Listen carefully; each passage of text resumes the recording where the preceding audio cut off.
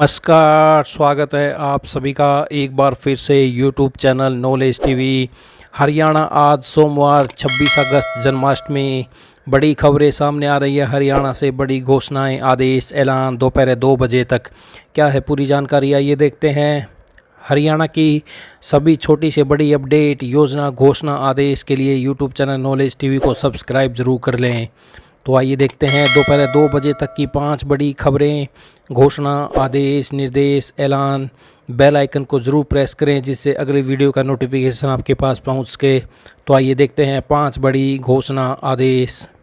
पहली बड़ी घोषणा, हरियाणा विधानसभा चुनाव की मतदान की तिथि के साथ मतगणना की तारीख में भी बदलाव हो सकता है। 1 अक्टूबर की जगह 7 या 8 अक्टूबर को मतदान हो सकता है। तो सबसे पहले आपको यही अपडेट दी गई थी। वहीं मतगणना 4 अक्टूबर की जगह 10 या 11 अक्टूबर को कराई जा सकती है। त्योहारों का हवाला देकर भाजपा और इनेलो की ओर से की गई मांग पर चुनाव आयोग सैद्धांतिक रूप से सहमत है। मंगलवार को बैठक कर इस पर अंतिम फैसला ले सकता है। आयोग के सूत्रों ने बताया कि लोकसभा चुनाव में भी जिन चरणों में शुक्रवार या सोमवार को वोटिंग कराई गई, वहीं मतदान का मत प्रतिशत अन्य चरणों से कम रहा। समीक्षा के बाद आयोग ने तय किया था कि अब वह मतदाताओं के लंबी छुट्टी का लाभ उठाते हुए घूमने चले जाने के कारण शुक्रवार और सोमवार को मतदान नहीं कराएगा। इस कसौटी पर हरियाणा में मतगणना की तिथि बढ़ाने की मांग को खारिज नहीं किया जा सकता। वह इसलिए कि राज्य में 30 सितंबर को छोड़कर 28 सितंबर से 3 अक्टूबर तक लगातार छुट्टियां रहेंगी। तो मतगणना की तारीख में बदलाव की मांग भाजपा और इनेलो ने की है। हालांकि कांग्रेस और जेजेपी इस मांग का विरोध कर रहे हैं। आयोग को लिखे पत्र में राज्य भाजपा के अध्यक्ष ने कहा था कि 28 और 29 सितंबर को शनिवार, रविवार, 30 को एकमात्र कार्य दिवस और फिर 1 अक्टूबर को मतदान, 2 को गांधी जयंती, 3 अक्टूबर को अग्रसेन जयंती के छुट्टी के कारण बड़ी संख्या में लोग छुट्टियां मनाने बाहर चले जाएंगे। इसका असर मतदान पर पड़ेगा। लोकसभा चुनाव के बाद निर्वाचन आयोग ने प्रेस वार्ता में कहा था कि इन चुनाव से सबक सीखा है कि भीषण गर्मी और वीकेंड में चुनाव नहीं कराना चाहिए। हरियाणा में चुनाव कार्यक्रम में बदलाव का असर जम्मू कश्मीर विधानसभा चुनाव पर ही पड़ेगा। हालांकि राज्य में पहले की तरह पूर्व निर्धारित तिथि को ही 3 चरणों में मतदान कराए जाएंगे, मगर वहाँ भी मतगणना की तिथि 4 अक्टूबर की जगह दूसरी हो जाएगी। भाजपा की ओर से मतदान की तारीख में बदलाव के बाद कांग्रेस ने भाजपा को घेरने की कोशिश की। कांग्रेस के पूर्व सीएम भूपेंद्र सिंह हुड्डा ने कहा कि भाजपा को चुनाव हारने का डर सताने लगा है, इसलिए वह चुनाव को टालना चाहते हैं, मगर हरियाणा के लोगों ने मन बना लिया है। उनका मन अब नहीं बदलने वाला है। कांग्रेस नेता ने कहा कि उनकी मांग है कि चुनाव की तारीख न बदली जाए। इसके लिए वह निर्वाचन आयोग को पत्र भी लिखेंगे। तो ये आप देख सकते हैं, बड़ी खबर सामने आ रही है। हरियाणा में अब 7 या 8 अक्टूबर को हो सकता है मतदान, फैसला कल। तो सबसे पहले आपको यहाँ पर अपडेट दी गई थी। भाजपा और इनेलो के मतदान प्रतिशत गिरने के तर्क से आयोग सहमत। तो मंगलवार कल बड़ी घोषणा हो सकती है। तो पल पल की जानकारी के लिए चैनल पर जरूर बने रहें। आइए दूसरी बड़ी घोषणा देखते हैं। गलियारे में हरियाणा कौशल रोजगार निगम पर मुख्यमंत्री नायब सिंह सैनी और पूर्व मुख्यमंत्री भूपेंद्र सिंह हुड्डा के बयानों की खूब चर्चा हो रही है। मुख्यमंत्री ने कैबिनेट मीटिंग में 1,20,000 अस्थायी कर्मचारियों की सर्विस को रिटायरमेंट उम्र तक सुरक्षित रखने के जॉब सिक्योरिटी एक्ट का अध्यादेश मंजूर कराया और 14 अगस्त 2024 को अधिसूचित करा दिया। इस कानून में नियुक्ति तिथि 15 अगस्त लिखी है, यानी 15 अगस्त 2024 को जिस कर्मचारी के 5 या इससे ज़्यादा वर्ष हो गए उनकी जॉब सुरक्षित हो गई। यह अलग बात है कि इस कानून के तहत किसी भी कर्मचारी को जॉब सुरक्षित का पत्र नहीं मिला है। जब तक पत्र नहीं मिलेगा तब तक जॉब सुरक्षित नहीं की जा सकती। तो अब गलियारे में कहा जा रहा है कि चूंकि यह अध्यादेश है और अगर विधानसभा में विधेयक पारित होकर कराकर राज्यपाल के हस्ताक्षर न हो जाएं तो अध्यादेश 6 महीने पूरा होने के बाद समाप्त हो जाता है। अब 4 अक्टूबर को अगर मौजूदा सरकार रिपीट करती है तो भाजपा सरकार विधानसभा में इसका विधेयक पारित करा लेगी। अगर भाजपा सरकार नहीं बनी तो दूसरे दल की सरकार बनी तो वह उस पर निर्भर करेगा कि इस अध्यादेश को विधेयक के रूप में विधानसभा में पेश करती है या नहीं।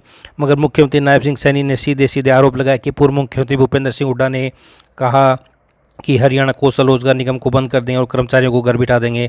उन्होंने यह भी दावा कर दिया कि ये कर्मचारी हुड्डा को ही घर बिठा देंगे। मगर पूर्व सीएम भूपेंद्र सिंह हुड्डा ने कहा कि भाजपा दुष्प्रचार कर रही है। हुड्डा ने कहा कि कांग्रेस की सरकार बनेगी तो हरियाणा कौशल रोजगार निगम के कर्मचारियों की नौकरी पक्की करेंगे। गलियारे में चर्चा है कि मौजूदा मुख्यमंत्री और पूर्व मुख्यमंत्री के इन बयानों से कर्मचारी कन्फ्यूज हो गए हैं। मुख्यमंत्री नायब सिंह सैनी ने दोहराया कि 1,20,000 कर्मचारियों की नौकरी उन्हें सुरक्षित कर दी है। तो ये देख सकते हैं आप, बड़ा बयान दोनों तरफ से। हरियाणा कौशल रोजगार निगम पर मुख्यमंत्री नायब सिंह सैनी और पूर्व मुख्यमंत्री भूपेंद्र सिंह हुड्डा आमने सामने। आइए तीसरी बड़ी घोषणा देखते हैं। पिछले दिनों जन्म मृत्यु प्रमाण पत्र पोर्टल पर अपडेट किया था। अपडेट के कारण 2 महीने तक काम प्रभावित हुआ है। ऐसे में अनेक जगह तो फाइल रुक गई, जिससे लोगों को परेशानी का सामना करना पड़ा, लेकिन अब यह कमियां दूर हो गई हैं। इसके अलावा सबसे राहत की बात यह है कि पोर्टल पर हिंदी व अंग्रेजी का ऑप्शन भी आ गया है। ऐसे में अब दोनों ही जगह पर नाम अंकित होंगे, तो जिससे लोगों को फ़ायदा होगा। पहले यह सुविधा नहीं थी, कुछ समय के लिए हिंदी में नाम लिखा जाता था, बाद में अंग्रेजी हो गया था, लेकिन कई जगह दोनों ही नाम होने चाहिए। अगर ऐसा नहीं होता है तो लोगों को दिक्कत आती है। अब तो पोर्टल ठीक चलने लगा है। आने वाले दिनों में जो दिक्कत रह गई है वो भी दुरुस्त हो जाएगी और लोगों को जन्म प्रमाण पत्र व मृत्यु प्रमाण पत्र बनवाने में दिक्कत नहीं आएगी। तो ये बड़ा फैसला 2002 से पहले बच्चे का जन्म दर्ज नहीं है तो 31 दिसंबर से पहले करवाएं दर्ज। अगर 2002 से पहले किसी बच्चे का जन्म हुआ है और उनके अभिभावकों ने जन्म प्रमाण पत्र में अभी तक नाम नहीं लिखवाया है तो उसके पास अब आखिरी मौका है। जन्म रिकॉर्ड में अगर नाम दर्ज करवाना है तो जन्म मृत्यु पंजीकरण केंद्र पर दस्तावेज जमा करवाने होंगे या फिर ऑनलाइन भी आवेदन किया जा सकता है।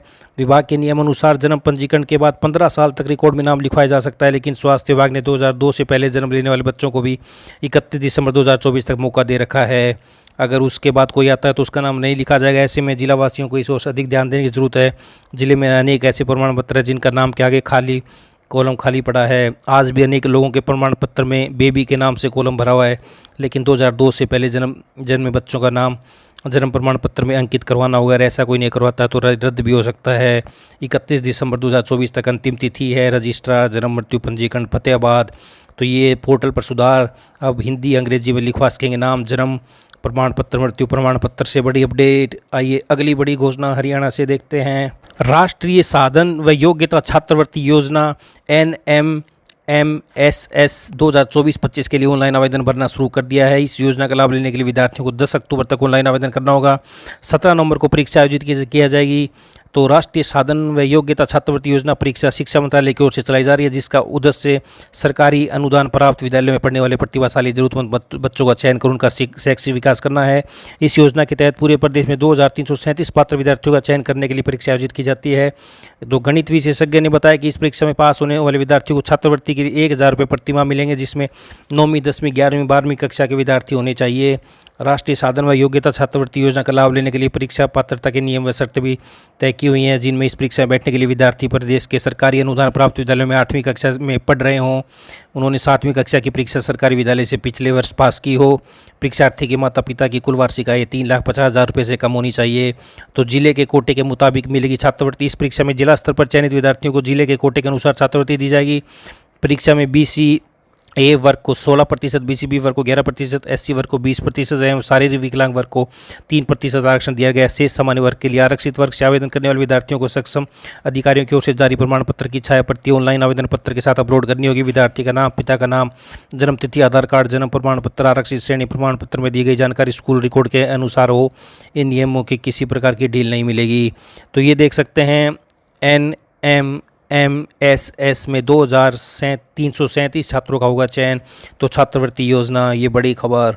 ये अगली बड़ी घोषणा देख लेते हैं। हरियाणा के सभी कॉलेजों की UG स्नातक और PG स्नातकोत्तर कक्षाओं में दाखिलों की गति बड़ी धीमी रफ्तार से आगे बढ़ रही है। अभी तक UG में 55% और PG में 47% सीटों पर ही दाखिले हो पाए हैं। PG कक्षाओं में दाखिले की समय सीमा समाप्त हो चुकी है, लेकिन उच्च शिक्षा विभाग ने प्रवेश के लिए समय सीमा को आगे बढ़ा सकता है। वहीं UG कक्षाओं में दाखिले की अंतिम तारीख 30 अगस्त है, लेकिन कम सीटों पर हुए दाखिले को देखते हुए UG के कक्षाओं में भी दाखिले का समय सीमा बढ़ाई जा सकती है।